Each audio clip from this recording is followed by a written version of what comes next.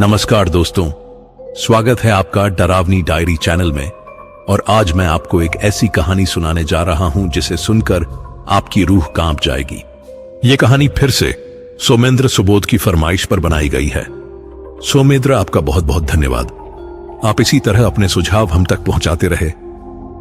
अगर आप इस चैनल पर नए हैं तो प्लीज इसे सब्सक्राइब कर लें ताकि ऐसी डरावनी कहानियां आपसे छूटे नहीं। तो चलिए शुरू करते हैं आज की कहानी। यह बात उस वक्त की है जब संजय अपनी जिंदगी से बिल्कुल खुश था। वो एक मामूली दिहाड़ी मजदूर था। रोज सुबह उठता, काम पर जाता और शाम को थके हारे घर लौट आता।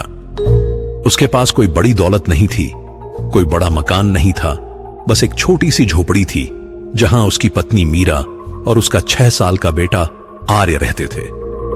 पर फिर भी संजय के चेहरे पर हमेशा मुस्कान रहती थी। उसके लिए उसका परिवार ही सब कुछ था। गांव के लोग उसे अच्छा इंसान मानते थे। कभी किसी से झगड़ा नहीं किया, कभी किसी का बुरा नहीं सोचा। बस अपनी मेहनत की कमाई से अपने घर वालों का पेट भरता था। लेकिन जिंदगी में कुछ चीजें ऐसी होती हैं जो आप चाहकर भी नहीं बदल सकते। कुछ ऐसा ही होने वाला था संजय की जिंदगी में। वो एक अक्टूबर की रात थी। ठंडी हवाएं चलने लगी थीं और आसमान में बादल घिरे हुए थे। संजय उस दिन शहर में एक निर्माण स्थल पर काम कर रहा था। काम देर तक चला और जब तक वो निपटे रात के 9 बज चुके थे। उसने अपनी मजदूरी ली और गांव की तरफ चल पड़ा। रास्ता लंबा था, करीब 5 किलोमीटर का। बस तो छूट चुकी थी, इसलिए उसके पास पैदल जाने के अलावा कोई चारा नहीं था। रात जैसे जैसे गहराती जा रही थी, संजय की घबराहट भी बढ़ती जा रही थी। गांव का रास्ता एकदम वीरान था। दोनों तरफ खेत थे और बीच में एक संकरी पगडंडी। दूर दूर तक कोई घर नहीं दिखता था। बस एक पुराना पीपल का पेड़ था जो रास्ते के बीचों बीच खड़ा था। गांव के लोग उस पेड़ के बारे में तरह तरह की कहानियां सुनाते थे। कोई कहता कि वहां किसी औरत की आत्मा भटकती है, तो कोई कहता कि रात को वहां से गुजरना खतरनाक है। पर संजय कभी इन बातों पर ध्यान नहीं देता था। उसे लगता था कि ये सब बेकार की अंधविश्वास की बातें हैं। पर उस रात कुछ अलग था। हवा में एक अजीब सी ठंडक थी जो सिर्फ ठंड की वजह से नहीं थी। ऐसा लग रहा था जैसे हवा के साथ कोई अनदेखी मौजूदगी चल रही हो। संजय अपने कदमों की रफ्तार बढ़ाने लगा। उसे जल्द से जल्द घर पहुंचना था। मीरा और आर्य उसका इंतजार कर रहे होंगे। जैसे ही वो पीपल के पेड़ के करीब पहुंचा, उसे अचानक किसी के रोने की आवाज सुनाई दी। वो आवाज बहुत धीमी थी, जैसे कोई दूर से सिसक रहा हो। संजय रुक गया। उसने चारों तरफ देखा, पर अंधेरे में कुछ नजर नहीं आया। उसने सोचा शायद उसे भ्रम हुआ होगा। वो फिर से चलने लगा, पर कुछ कदम चलते ही वो आवाज फिर से आई, इस बार थोड़ी साफ। कोई है? संजय ने कांपती आवाज में पूछा। जवाब में सिर्फ सन्नाटा मिला। पर फिर एक और आवाज आई, इस बार एक बच्चे की। बच्चा हल्के से रो रहा था। संजय का दिल तेजी से धड़कने लगा। उसने मोबाइल की टॉर्च जलाई और आसपास देखा। कोई नहीं था। पर अचानक उसे महसूस हुआ कि उसके पीछे कोई खड़ा है, जैसे कोई उसकी गर्दन पर अपनी ठंडी सांसें छोड़ रहा हो। संजय की सांसें रुक गईं। उसने बहुत धीरे से पीछे मुड़ने की हिम्मत जुटाई। जब उसने पलटकर देखा, वहां कोई नहीं था, लेकिन उसके पैरों के पास जमीन पर गीले छोटे पैरों के निशान थे। वो निशान ताजे थे, जैसे अभी अभी कोई बच्चा वहां से गुजरा हो। पर यहां पानी कहां से आया? और इतनी रात को कोई बच्चा यहां क्या कर रहा होगा? संजय के पूरे शरीर में झुरझुरी दौड़ गई। उसने तुरंत वहां से भागने का फैसला किया। वो जितनी तेजी से भाग सकता था, भागा। सिर्फ एक ही ख्याल था, घर पहुंचना है, घर पहुंचना है। उसने पीछे मुड़कर भी नहीं देखा, बस भागता रहा। करीब 20 मिनट बाद वो अपनी झोपड़ी के पास पहुंचा। उसकी सांसें फूल रही थीं और पूरा शरीर पसीने से तर था। मीरा दरवाजे पर खड़ी इंतजार कर रही थी। संजय को इस हालत में देखकर वो घबरा गई। क्या हुआ? तुम इतने परेशान क्यों लग रहे हो? मीरा ने पूछा। संजय ने कुछ नहीं कहा। वो सीधे अंदर गया और पानी पिया। फिर आर्य को देखा जो कोने में खिलौने से खेल रहा था। उसे देखकर थोड़ा सुकून मिला। उसने सोचा शायद वो सब उसका वहम था। थकान की वजह से दिमाग ने कुछ गड़बड़ दिखा दी होगी। रात को खाना खाने के बाद संजय सोने की कोशिश करने लगा, पर नींद नहीं आ रही थी। बार बार उन गीले पैरों के निशान याद आ रहे थे और वो आवाज, वो बच्चे के रोने की आवाज। आखिर में थकान की वजह से उसकी आंख लग गई और फिर वो सपना आया। संजय ने खुद को उसी पीपल के पेड़ के नीचे पाया। चारों तरफ घना अंधेरा था। पेड़ की डालियां हवा में हिल रही थीं, पर हवा थी नहीं। तभी उसने देखा एक औरत उसकी तरफ चल रही थी। उसकी गोद में एक छोटा बच्चा था। औरत की साड़ी फटी हुई थी और बाल बिखरे हुए थे, पर सबसे डरावनी बात उसका चेहरा था। उसका चेहरा बिल्कुल राख जैसा सफेद था और आंखों से काला गाढ़ा पानी बह रहा था। वो पानी नहीं था, खून था, काला खून। औरत धीरे धीरे संजय के पास आई। बच्चा उसकी गोद में बिल्कुल शांत था, जैसे मर गया हो। औरत ने अपना चेहरा संजय के बिल्कुल करीब लाया। उसकी सांसों से सड़ी मछली जैसी बदबू आ रही थी। मुझे पहचानो, उसने धीमी भारी आवाज में कहा। संजय चीखना चाहता था, पर उसकी आवाज ही नहीं निकल रही थी। वो भागना चाहता था, पर उसके पैर जमीन से चिपक गए थे। औरत ने अपना हाथ बढ़ाया और संजय की बांह को पकड़ लिया। उसकी पकड़ बर्फ जैसी ठंडी थी, पर उससे ऐसा जलन हो रहा था जैसे किसी ने गर्म लोहा छुआ दिया हो। तुम्हें याद करना होगा, औरत फिर से बोली, और फिर सब कुछ काला हो गया। संजय चीखते हुए उठा। उसका पूरा शरीर पसीने से भीग गया था। मीरा भी डर गई। क्या हुआ, तुम ठीक तो हो? उसने पूछा। संजय ने कुछ नहीं कहा। उसने अपनी बांह की तरफ देखा और जो उसने देखा उससे उसकी सांसें रुक गईं। उसकी बांह पर 5 छोटे छोटे निशान थे, जैसे किसी नन्हे बच्चे के हाथों के निशान, और वो निशान जले हुए थे, जैसे किसी ने गर्म लोहे से दाग दिया हो। संजय समझ गया था, यह सिर्फ सपना नहीं था। कुछ शुरू हो चुका था, कुछ जो खत्म होने वाला नहीं था। अगली सुबह संजय बहुत परेशान उठा। रात भर उसे नींद नहीं आई थी। बार बार उस औरत का चेहरा आंखों के सामने आ जाता था और अपनी बांह पर बने उन निशानों को देखकर तो उसकी हालत और भी खराब हो गई थी। उसने मीरा से कुछ नहीं कहा, क्योंकि उसे डर था कि कहीं मीरा डर न जाए। संजय काम पर गया, पर पूरे दिन उसका मन उलझा रहा। दोस्तों ने पूछा कि वो इतना परेशान क्यों है, पर उसने किसी को कुछ नहीं बताया। शाम को काम खत्म करके जब वो गांव की तरफ लौटा, तो उसने सोचा कि इस बार वो उस पीपल के पेड़ वाले रास्ते से नहीं जाएगा। वो दूसरे रास्ते से गया जो थोड़ा लंबा था, पर कम से कम उस डरावनी जगह से तो बचा रहता। पर जब वो गांव पहुंचा तो उसने कुछ अजीब देखा। गांव के मुख्य चौराहे पर बहुत भीड़ इकट्ठा थी। लोग आपस में कुछ बातें कर रहे थे और सबके चेहरों पर डर साफ दिख रहा था। संजय ने एक पड़ोसी से पूछा कि क्या हुआ है। अरे भाई, तुमने सुना नहीं? आज सुबह रामू काका के घर में कुएं का पानी लाल हो गया, बिल्कुल खून जैसा। और कल रात कई लोगों ने बच्चों के खेलने और हंसने की आवाजें सुनी, पर जब देखने गए तो वहां कोई नहीं था, पड़ोसी ने बताया। संजय की धड़कनें तेज हो गईं। उसे लगा जैसे सब कुछ आपस में जुड़ा हुआ है। वो घर की तरफ भागा। मीरा दरवाजे पर खड़ी थी और उसके चेहरे पर भी डर था। संजय, तुमने सुना? पूरे गांव में अजीब अजीब चीजें हो रही हैं। लोग कह रहे हैं कि कोई बुरी आत्मा गांव में घूम रही है, मीरा ने कहा। संजय ने कुछ नहीं कहा। वो सीधे अंदर गया और बैठ गया। आर्य उसके पास आया और उसकी गोद में बैठ गया। पापा, आप ठीक हो? छोटे से आर्य ने पूछा। संजय ने उसे गले लगा लिया।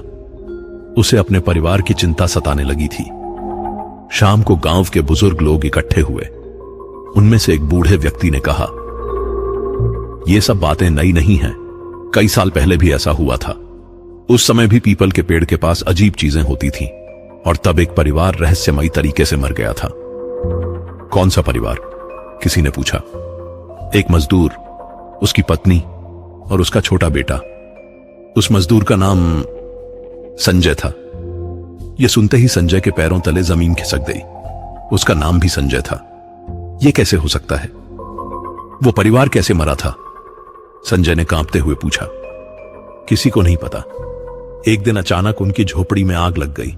तीनों उसी में जलकर मर गए। पर अजीब बात यह है कि आग सिर्फ उनकी झोपड़ी में ही लगी थी, बाकी कहीं नहीं फैली, और उनके शरीर इतने जल गए थे कि पहचाना नहीं जा सका कि वो कौन थे, बुजुर्ग ने बताया। और उनकी झोपड़ी कहां थी? संजय ने पूछा। पीपल के पेड़ के पास ही, एक खंडहर में। वो खंडहर अब भी वहीं है। संजय को लगा जैसे उसके सिर पर किसी ने हथौड़ा मार दिया हो। वो उठा और बिना किसी से कुछ कहे घर की तरफ चल दिया। मीरा ने पीछे से आवाज दी, पर उसने नहीं सुना। उसे बस एक ही बात समझनी थी, आखिर हो क्या रहा है। अगले दिन संजय काम पर नहीं गया। वो सुबह सुबह उस खंडहर की तरफ चल पड़ा जो पीपल के पेड़ के पास था। दिन के उजाले में भी वो जगह बहुत डरावनी लग रही थी। दीवारें टूटी हुई थीं, छत गिर चुकी थी और चारों तरफ सिर्फ मलबा बिखरा हुआ था। संजय ने अंदर जाकर देखा। वहां कुछ पुराने बर्तन, जली हुई लकड़ियां और राख फैली हुई थी। तभी उसकी नजर एक कोने में पड़ी। वहां एक टूटी हुई लाल चूड़ी थी। उसने उसे उठाया। चूड़ी बहुत पुरानी लग रही थी, पर फिर भी उस पर खून के धब्बे साफ दिख रहे थे। फिर उसे वहीं पास में एक छोटा सा लकड़ी का खिलौना मिला, एक घोड़ा, वैसा ही जैसा आर्य के पास था। संजय का दिल तेजी से धड़कने लगा। उसने और खोजबीन की और फिर उसे एक फटा हुआ कपड़ा मिला। वो कपड़ा भी खून से सना हुआ था और उस पर जलने के निशान थे। अचानक हवा में एक बच्चे की हंसी गूंजी। संजय के रोंगटे खड़े हो गए। पापा! वो आवाज बिल्कुल आर्य की तरह थी। संजय ने तुरंत मुड़कर देखा। सामने एक धुंधला साया खड़ा था, एक छोटे बच्चे का, पर उसका चेहरा साफ नहीं दिख रहा था। सिर्फ उसकी आंखें दिख रही थीं और वो पूरी तरह से काली थी। संजय के मुंह से चीख निकलते निकलते रह गई। वो पीछे हटने लगा, पर उसके पैर कांप रहे थे। तभी एक औरत की आवाज आई, वही आवाज जो उसने सपने में सुनी थी। हम मरे नहीं हैं, हमें मारा गया है। संजय का दिमाग घूमने लगा। उसे समझ नहीं आ रहा था कि क्या हो रहा है। वो वहां से भागकर बाहर आया और सीधे घर की तरफ दौड़ा। घर पहुंचकर उसने मीरा को सब कुछ बता दिया। मीरा भी डर गई, पर उसने संजय को समझाने की कोशिश की कि शायद वो सब उसका वहम है। पर संजय को पक्का यकीन हो गया था। वो समझ चुका था कि गांव में भटकने वाली आत्मा उसकी अपनी ही है, किसी और जन्म की। वो परिवार जो उस आग में जलकर मर गया था, वो कोई और नहीं, वो खुद मीरा और आर्य थे। पर अब सवाल यह था, उन्हें किसने मारा था और क्यों? उस रात संजय को फिर से वही सपना आया, पर इस बार औरत ने कुछ और कहा। तुम्हें सच जानना होगा। पेड़ के नीचे देखो, वहीं छुपा है सब कुछ। सुबह उठते ही संजय फिर से उस पीपल के पेड़ की तरफ चल पड़ा। उसे जानना था कि आखिर सच क्या है। उसे जानना था कि उन्हें किसने मारा था, और उसे पता था कि जवाब उसी पेड़ के नीचे कहीं छुपा है। संजय जब दोबारा उस पीपल के पेड़ के पास पहुंचा तो दिन का उजाला था। धूप में भी वो जगह किसी तरह की राहत नहीं दे रही थी। हवा ठंडी और भारी थी, जैसे पूरी जगह पर किसी अनदेखी ताकत का बोझ हो। पेड़ की जड़ें बहुत मोटी और पुरानी थीं, मानो सालों साल से वो जमीन को कसकर पकड़े हुए हों। संजय ने चारों तरफ देखा, कोई नहीं था। उसने गहरी सांस ली और पेड़ के तने को छुआ। जिस पल उसका हाथ पेड़ से लगा, उसे एक अजीब सी ठंडक महसूस हुई। ऐसा लगा जैसे पेड़ जिंदा हो और उसकी नब्ज चल रही हो। उसने जल्दी से हाथ हटा लिया। यहीं कहीं है, संजय ने खुद से कहा। उसने पेड़ के चारों तरफ जमीन खोदना शुरू किया। उसके पास कोई फावड़ा नहीं था, सिर्फ एक लकड़ी की छड़ी थी जो वहीं पड़ी थी। वो उसी से मिट्टी हटाने लगा। करीब आधे घंटे की मेहनत के बाद उसे कुछ महसूस हुआ। जमीन के अंदर कुछ सख्त चीज थी। उसने और तेजी से मिट्टी हटाई और फिर उसने देखा एक पुराना लोहे का डिब्बा जो पूरी तरह जंग खाया हुआ था। उसने उसे बाहर निकाला और खोलने की कोशिश की। डिब्बा जाम हो चुका था, पर थोड़ी जोर लगाने के बाद वो खुल गया। अंदर कुछ चीजें थीं, एक काली धागे में बंधी हुई तावीज, कुछ जली हुई हड्डियां और एक पुरानी तस्वीर। संजय ने तस्वीर को उठाया और ध्यान से देखा। तस्वीर में एक आदमी था जो किसी तांत्रिक की तरह दिख रहा था। उसके माथे पर तिलक था, गले में रुद्राक्ष की माला थी और हाथ में एक त्रिशूल था। पर सबसे अजीब बात यह थी कि वो आदमी गांव का ही चौधरी निकला, चौधरी राम सिंह, गांव का सबसे अमीर और ताकतवर आदमी, वही आदमी जिसके पास गांव की आधी जमीन थी और जो हमेशा दूसरों की जमीन हड़पने की कोशिश में रहता था। संजय के दिमाग में बिजली कौंधी। उसे याद आया कि बुजुर्गों ने बताया था कि जिस परिवार की मौत हुई थी उस परिवार के पास एक छोटी सी जमीन थी और चौधरी उस जमीन को हड़पना चाहता था। तो यह सच है, संजय ने धीरे से कहा। तभी अचानक हवा तेज हो गई, आसमान में बादल घिराए और दिन में भी अंधेरा छा गया। संजय ने चारों तरफ देखा और उसका दिल धक से रह गया। पेड़ के पीछे कोई खड़ा था। संजय ने हिम्मत करके देखा, वहां एक औरत की परछाई थी, लंबी, काली और बिल्कुल स्थिर। फिर धीरे धीरे वो परछाई आगे बढ़ने लगी। जैसे जैसे वो नजदीक आ रही थी, संजय को उसका चेहरा दिखने लगा। वही औरत थी जो उसके सपने में आई थी। उसका चेहरा अब भी राख जैसा सफेद था और आंखों से काला खून बह रहा था, पर इस बार उसकी गोद में बच्चा नहीं था। तुमने देख लिया? सच, औरत ने धीमी आवाज में कहा। संजय की जबान जैसे बंद हो गई, वो कुछ बोल नहीं पा रहा था। औरत उसके बिल्कुल सामने आकर खड़ी हो गई। मैं मीरा हूं, तुम्हारी पत्नी, उस जन्म की। संजय की आंखें फटी रह गईं, उसे विश्वास नहीं हो रहा था। और तुम भी वही संजय हो, बस अब दूसरे शरीर में। हमने फिर से जन्म लिया है, पर हमारी आत्माएं शांत नहीं हैं, क्योंकि हमारी मौत नहीं थी, वो हत्या थी। मीरा की आत्मा ने धीरे धीरे सब कुछ बताना शुरू किया। बरसों पहले जब वो जिंदा थे, चौधरी राम सिंह उनकी जमीन हड़पना चाहता था। उसने कई बार उन्हें धमकाया, पर संजय नहीं माना। तब चौधरी ने एक तांत्रिक को बुलाया और उसे पूरे परिवार को खत्म करने के लिए कहा। उस तांत्रिक ने एक काली विद्या का इस्तेमाल किया। उसने एक तावीज बनाई जिसमें पिशाचिनी को बांधा गया था। फिर उसने उस तावीज को संजय की झोपड़ी के पास गाड़ दिया। उसी रात अचानक झोपड़ी में आग लग गई, पर वो आग साधारण नहीं थी, वो तांत्रिक आग थी जो बुझती ही नहीं थी। तीनों जलकर मर गए और चौधरी ने उनकी जमीन हड़प ली। पर तांत्रिक ने एक गलती की, मीरा की आत्मा ने कहा। उसने हमारी आत्माओं को मुक्त नहीं किया। हम इस पेड़ के पास ही भटकते रहे। और अब तुम फिर से यहां आए हो, क्योंकि तुम्हारी आत्मा को याद है कि यहां क्या हुआ था। संजय के हाथ पैर कांप रहे थे। उसे अब सब कुछ समझ आ रहा था। वो सिर्फ एक इंसान नहीं था जो गलती से उस रास्ते से गुजरा था, वो उस परिवार का ही दोबारा जन्म था। तो अभी जो मीरा और आर्य हैं? संजय ने कांपते हुए पूछा। हां, वो भी वही हैं। हम सब फिर से मिले हैं, पर जब तक इस अन्याय का बदला नहीं मिलेगा, हम शांति से नहीं रह सकते। तभी अचानक पेड़ कांपने लगा, जमीन फटने की आवाज आई। संजय पीछे हटा। पेड़ की जड़ों के बीच से जमीन धीरे धीरे खुलने लगी और वहां से एक आदमी का साया निकलकर सामने आया। चौधरी राम सिंह। पर वो मरा नहीं था, वो जिंदा था और मुस्कुरा रहा था। सोचा था कि तुम्हें पता नहीं चलेगा, चौधरी ने कहा, पर तुम फिर से यहां आ गए। अच्छा हुआ, अब तुम्हें भी उन्हीं के पास भेजना होगा।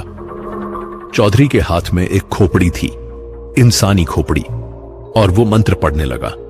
हवा और तेज हो गई, पेड़ की डालियां जोर से हिलने लगीं और फिर चारों तरफ से काली परछाइयां निकलने लगीं। मीरा की आत्मा ने संजय की तरफ देखा। भागो, अभी भागो। पर संजय के पैर जम गए थे, वो हिल नहीं पा रहा था। चौधरी के मंत्र और तेज होते जा रहे थे और अब उस खोपड़ी से धुआं निकलने लगा था। संजय को समझ आ गया कि अब सिर्फ भागने से काम नहीं चलेगा, अब उसे लड़ना होगा। चौधरी के मंत्रों की आवाज और तेज होती जा रही थी। उसकी आंखें लाल हो गई थीं और खोपड़ी से निकलता धुआं अब काला और घना हो गया था। वो धुआं धीरे धीरे आकार लेने लगा। उसमें से कई चेहरे उभर रहे थे, भयानक, विकृत चेहरे। वो सब चीख रहे थे, संजय ने मीरा की आत्मा की तरफ देखा। वो भी डरी हुई लग रही थी। तभी अचानक जमीन से और परछाइयां उठने लगीं। ये वो सभी आत्माएं थीं जिनकी चौधरी और उस तांत्रिक ने बलि दी थी। कई मासूम लोग जिन्हें सिर्फ इसलिए मारा गया था क्योंकि उनके पास कुछ ऐसा था जो चौधरी चाहता था, जमीन, पैसा या सिर्फ सत्ता। तुम सबको खत्म कर दूंगा, चौधरी चिल्लाया। पर इस बार कुछ अलग हुआ। उन सभी आत्माओं ने एक साथ चौधरी को घेर लिया। वो सब उसकी तरफ बढ़ने लगी। चौधरी ने और तेज मंत्र पढ़े, पर आत्माएं रुकी नहीं। मीरा की आत्मा ने संजय की तरफ देखा। तावीज, उस तावीज को जलाओ, वही इन सबको बांधे हुए है। संजय ने तुरंत वो डिब्बा उठाया जिसमें तावीज थी। उसने उसे बाहर निकाला। तावीज काले कपड़े में लिपटी हुई थी और उस पर अजीब से निशान बने हुए थे। संजय के हाथों में वो बहुत भारी लग रही थी, जैसे उसमें कोई बहुत बड़ा बोझ हो। जलाओ इसे अभी, मीरा चिल्लाई। संजय ने अपनी जेब से माचिस निकाली। उसके हाथ कांप रहे थे। उसने एक तीली जलाई और तावीज के पास ले गया। पर जैसे ही आग तावीज को छूने वाली थी, एक तेज हवा का झोंका आया और तीली बुझ गई। चौधरी ने जोर से हंसना शुरू किया। सोचा था इतना आसान होगा। यह तावीज साधारण नहीं है, इसमें पिशाचिनी की शक्ति है। तभी उस तावीज से एक काली परछाई निकली। वो परछाई एक औरत का रूप लेने लगी, पर वो कोई साधारण औरत नहीं थी। उसके लंबे काले बाल जमीन तक लटक रहे थे। आंखें पूरी तरह सफेद थीं और दांत नुकीले थे जैसे किसी जानवर के। पिशाचिनी, मीरा ने फुसफुसाते हुए कहा। पिशाचिनी ने संजय की तरफ देखा और एक डरावनी मुस्कान दी। फिर वो तेजी से उसकी तरफ बढ़ी। संजय पीछे हटने लगा, पर उसके पैर किसी जड़ में फंस गए और वो गिर गया। पिशाचिनी उसके बिल्कुल ऊपर आ गई। उसकी सांसों से सड़ी लाशों जैसी बदबू आ रही थी। उसने अपने नुकीले नाखून संजय के गले की तरफ बढ़ाए। नहीं! एक छोटी सी आवाज गूंजी। वहां एक बच्चे की आत्मा खड़ी थी, आर्य। उसने पिशाचिनी के सामने खड़े होकर अपने हाथ फैला दिए। मेरे पापा को मत छुओ। पिशाचिनी ने एक झटके में बच्चे को दूर फेंक दिया, पर इससे दूसरी आत्माओं में गुस्सा आ गया। वो सब एक साथ पिशाचिनी पर टूट पड़ी। उनकी चीखें इतनी तेज थीं कि संजय के कान फटने लगे। मीरा ने संजय को उठाया। अभी अभी जलाओ तावीज को। संजय ने फिर से माचिस निकाली। इस बार उसने पूरा डिब्बा ही तावीज के साथ आग के हवाले कर दिया। पहले तो कुछ नहीं हुआ, पर फिर अचानक तावीज से एक तेज चमक निकली। एक भयानक चीख गूंजी, इतनी तेज कि पूरा पेड़ हिल गया। पिशाचिनी चिल्लाने लगी। उसका शरीर जलने लगा। चौधरी भी चीखने लगा। उसकी चमड़ी से धुआं निकलने लगा। वो जमीन पर गिर गया और तड़पने लगा। नहीं, ये नहीं हो सकता, मैं मरूंगा नहीं, वो चिल्लाया। पर तावीज पूरी तरह जल चुकी थी और उसके साथ ही पिशाचिनी की शक्ति भी खत्म हो गई। वो धीरे धीरे गायब होने लगी। उसकी आखिरी चीख इतनी भयानक थी कि पूरे गांव में सुनाई दी। चौधरी का शरीर अब राख में बदलने लगा था। उसकी आंखें अब भी खुली थीं और उनमें सिर्फ डर दिख रहा था। वो कुछ कहना चाह रहा था, पर उसकी आवाज नहीं निकल रही थी। धीरे धीरे उसका पूरा शरीर राख बन गया और हवा में उड़ गया। चारों तरफ अचानक सन्नाटा छा गया। आत्माएं अब शांत हो गई थीं। आसमान में बादल हटने लगे और सूरज की किरणें पेड़ पर पड़ने लगीं। मीरा की आत्मा संजय के सामने आई। इस बार उसका चेहरा शांत था। उसकी आंखों से अब काला खून नहीं बह रहा था। वो मुस्कुरा रही थी। हम मुक्त हो रहे हैं, उसने कहा। छोटे आर्य की आत्मा भी उसके पास आ गई। वो भी मुस्कुरा रहा था। दोनों धीरे धीरे रोशनी में नहाने लगे। पर तभी मीरा ने कुछ ऐसा कहा जिससे संजय का दिल डूब गया। हम मुक्त हो रहे हैं, लेकिन तुम्हें यहां रहना होगा, हमारी जगह। क्या? संजय ने पूछा। तुम अब इस जगह के रक्षक हो। तुम्हारी आत्मा यहां रहेगी और इस जगह की रक्षा करेगी। यह नियम है। कोई ना कोई तो यहां रहना ही होगा। संजय की आंखों में आंसू आ गए। पर मेरा परिवार, मीरा और आर्य, वो मेरा इंतजार कर रहे होंगे। उन्हें पता चल जाएगा और एक दिन जब सही समय आएगा तुम भी मुक्त हो जाओगे। संजय के शरीर से धीरे धीरे रोशनी निकलने लगी। उसे महसूस हुआ कि उसकी आत्मा शरीर से अलग हो रही है। वो चीखना चाहता था पर आवाज नहीं निकल रही थी। मीरा और आर्य की आत्माएं रोशनी में घुल गईं और गायब हो गईं। संजय अकेला रह गया। उसका शरीर वहीं पेड़ के नीचे गिर गया और उसकी आत्मा वो पेड़ के साथ एक हो गई। अगली सुबह गांव वालों को पीपल के पेड़ के नीचे संजय का शरीर मिला। वो मर चुका था। डॉक्टरों ने कहा कि शायद दिल का दौरा पड़ा होगा, पर उसके चेहरे पर एक अजीब सी शांति थी, जैसे उसने अपनी मंजिल पा ली हो। मीरा रोती रही। छोटा आर्य समझ नहीं पा रहा था कि उसके पापा क्यों नहीं उठ रहे। गांव वालों ने संजय का अंतिम संस्कार किया, पर उस दिन से पीपल के पेड़ के पास अजीब चीजें होने लगीं। रात को अगर कोई उस रास्ते से गुजरता तो उसे एक आदमी की परछाई दिखती, एक मजदूर की, जो वहां खड़ा होता और हर आने जाने वाले को देखता रहता। पर अब कोई डरता नहीं था, क्योंकि गांव में अब कोई बुरी घटना नहीं होती थी। कुएं का पानी लाल नहीं होता था। रात को बच्चों की आवाजें नहीं आती थीं। गांव के बुजुर्गों ने समझा कि संजय की आत्मा अब उस जगह की रक्षा कर रही है। और सच में जब भी कोई बुरा इंसान उस रास्ते से गुजरता तो उसे वो परछाई दिखती और वो डर कर भाग जाता। कई महीनों बाद मीरा अपने छोटे आर्य के साथ उस पेड़ के पास गई। उसने वहां एक दिया जलाया और फूल चढ़ाए। मुझे पता है तुम यहां हो, मीरा ने कहा। मुझे पता है तुम हमें देख रहे हो, और मुझे पता है कि तुमने हमारी रक्षा के लिए खुद को कुर्बान कर दिया। तभी हवा का एक हल्का सा झोंका आया। ऐसा लगा जैसे किसी ने मीरा के बालों को सहलाया हो। आर्य ने मुस्कुराते हुए ऊपर देखा। पापा, उसने धीरे से कहा। उस रात मीरा को सपने में संजय दिखा। वो मुस्कुरा रहा था। मैं ठीक हूं, तुम दोनों की चिंता मत करो, मैं हमेशा तुम्हारे साथ हूं, और एक दिन जब सही समय आएगा मैं भी मुक्त हो जाऊंगा। तब तक मैं यहां इस गांव की रक्षा करूंगा।